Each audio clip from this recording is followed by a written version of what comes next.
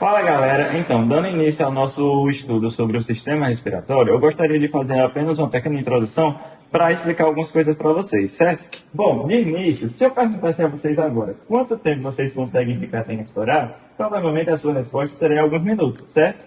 Isso mostra o quanto a respiração é essencial para a nossa sobrevivência. Nós respiramos automaticamente milhares e milhares de vezes no dia, muitas vezes até sem perceber. Mas por trás desse processo existe um sistema extremamente organizado, que seria o sistema respiratório.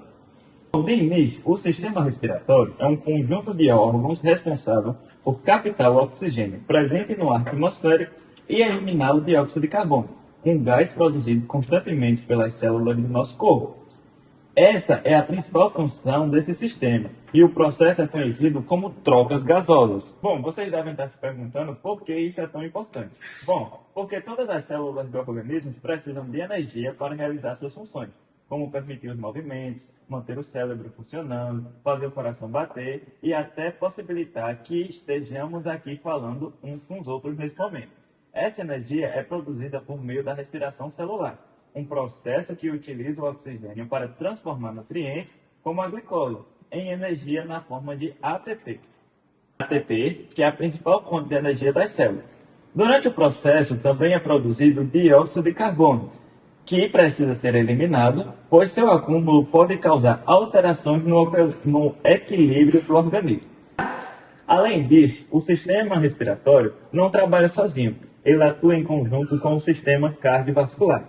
Após o oxigênio chegar aos pulmões, ele passa para o sangue, que é bombeado pelo coração e distribuído para todas as partes do corpo. Da mesma forma, o sangue recolhe o dióxido de carbono produzido pelas células e o transporta de volta aos pulmões para ser eliminado durante a expiração. Outra função bastante importante do sistema respiratório é filtrar, aquecer e umedecer o ar antes que ele chegue aos pulmões. Isso protege o organismo contra poeira, micro-organismos e outras partículas presentes no ambiente.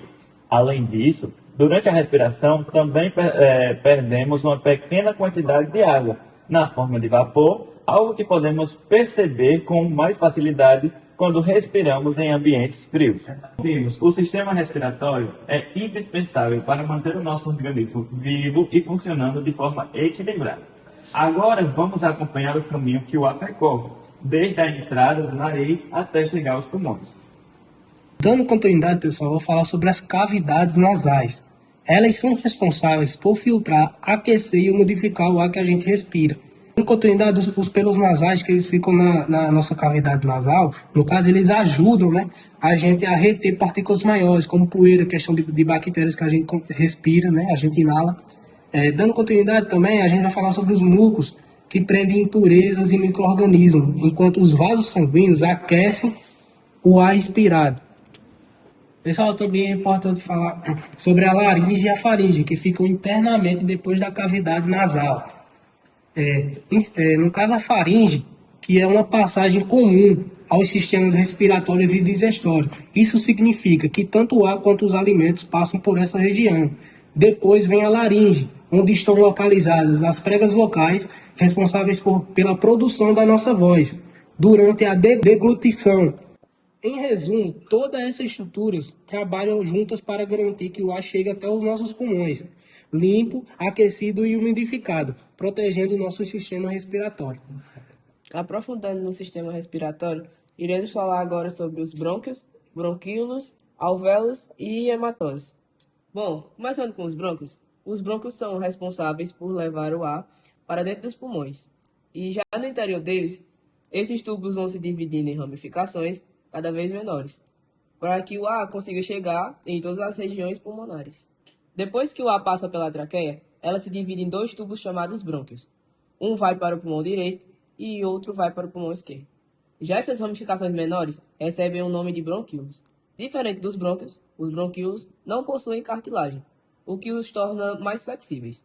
E eles continuam conduzindo o ar até a parte mais fina dos pulmões, onde acontece a troca de gases. Já na parte dos alvéolos, na extremidade dos bronquíolos, estão os alvéolos pulmonares, que são pequenas bolsas de ar. Os alvéolos possuem paredes extremamente finas e são envolvidas por uma grande quantidade de capilares sanguíneos.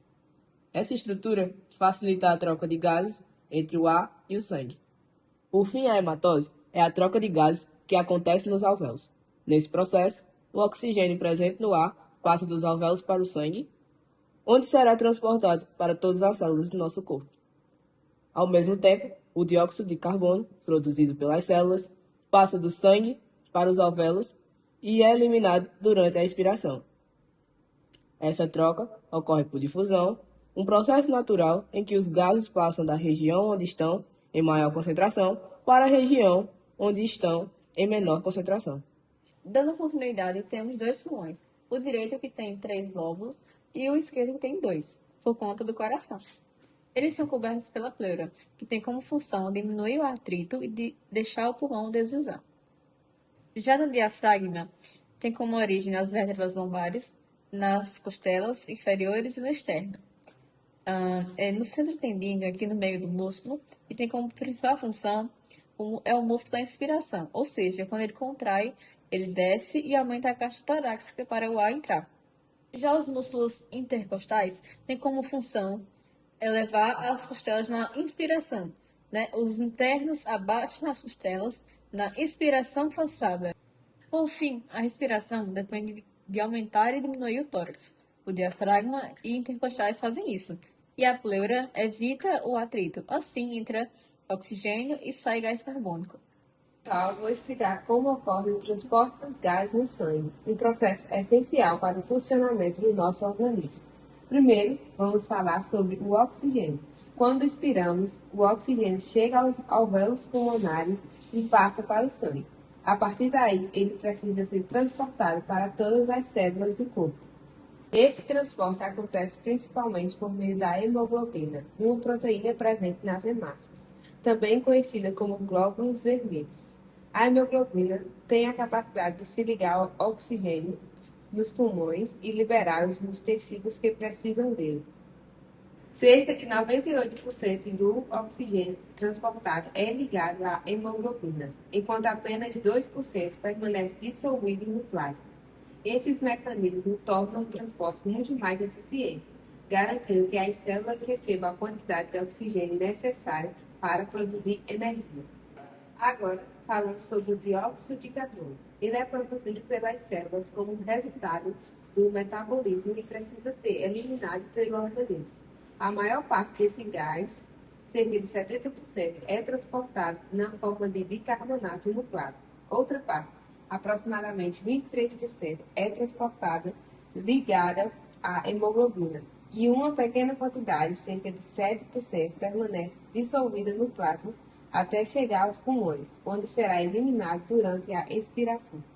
Esse transporte de oxigênio e dióxido de carbono é essencial para manter o equilíbrio do organismo, pois garante o fornecimento de oxigênio para as células, a produção de energia e a eliminação do dióxido de carbono, ajudando a manter o pH do sangue e o bom funcionamento de todos os órgãos.